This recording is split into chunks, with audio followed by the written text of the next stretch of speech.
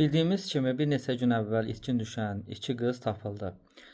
Xalası bildirir ki, Uşaqlar deyilənə görə Maşdağa ərazisindən tapılıb, bir qadının evində olub. Saat 3 radələrində gətiriblər bölməyə. Uşaq mənə deyib bir qadının evində qalmışıq.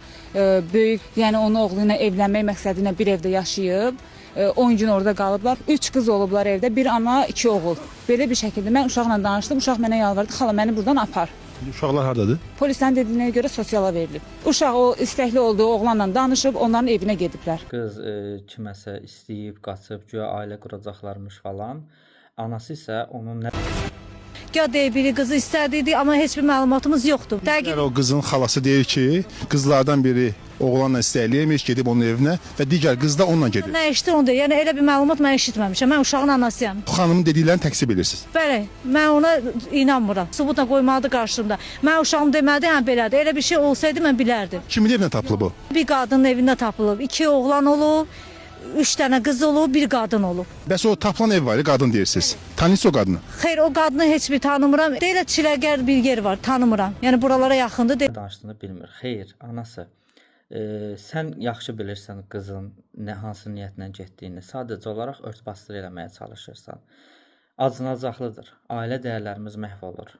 Ailə başçısı olan şəxslər ailə dəyərlərinə, kənar işlərlə məşğul olur və övladlarının tərbiyəsi ilə düzgün məşğul olmur. Onları izləmir, sosial şəbəkələrdə kimlərlə, hansı niyyətlə danışdığına nəzarət eləmir və nəticə bu faciələrə gətirib çıxarır. Həmin o qızlarla qızla danışan taksi sürücüsü isə Daxili İşlər Naziri tərəfindən həbs olunubdur. Paytaxtın Maşdağa qəsəbəsində ailə üzvlərini məlumatlandırmadan itkin düşmüş kimi axtarışı aparılan 2 yeniyetmə polis əməkdaşları tərəfindən keçirilən əməliyyat axtarış tədbirləri ilə tapılıblar. Hazırda onların qaçma səbəbləri və digər təfərrüatlar araşdırılır. Yetkinlik yaşına çatmayan qızları evində gizlədən, axtarışı aparılmasını bilə-bilə polisin məlumatlandırmayan taksi sürücüsü Sabunçu rayon polis idarəsinin əməkdaşları tərəfindən saxlanılaraq məsuliyyətə cəlb edilib.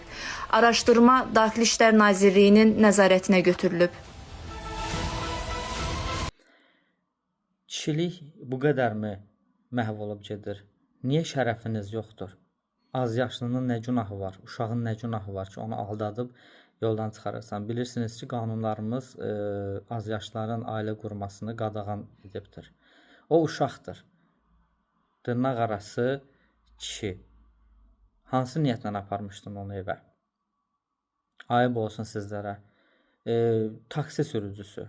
Yaxşı taksi sürücülərinin çıxmaq şərti ilə belə taksi sürücüləri də var. Bunu biz sosial şəbəkələrdə qadınlara qarşı hansı niyyətlərlə yaxınlaşdığınızı, onları cins tələbatlarınızı ödəmək üçün yoldan çıxartmaqlarınızı çox gözəl görmüşük. Taksilərin haqqında müəyyən qanunlar qüvvəyə mindi, amma taksilərin şərəfi, şəxsiyyəti də araşdırılmalıdır və hər kəs taksiyə minməli deyil. Görürsünüz ki, az yaşlıları yoldan çıxaran taksi sürücüsü həbs olundu.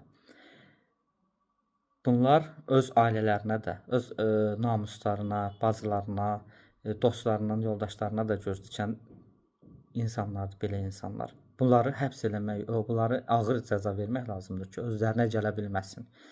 Valideynlər, ailə dəyərlərimizə sahib çıxaq. Övladlarınızı qoruyun. Övladlarınızın tərbiyəsi ilə vaxtında məşğul olun. Başqa şeylərə baş qoşmayın. Əsas ailədir. Ailə qurmusunuzsa, ailə nədir, onu dərk edin. Övladlarınızı qoruyun. Əsasən də qız uşaqlarımızı qoruyaq. Oğlanlara da belə vaxtında tərbiyə verilsəydi, deyir, anası yanındaymış oğlanın. Anası, dırnaq arası ana, sən hara baxırdın? Oğlun evə 2 dənə uşaq gətirib. Bilmirdin ki, bunun axırı olacaq.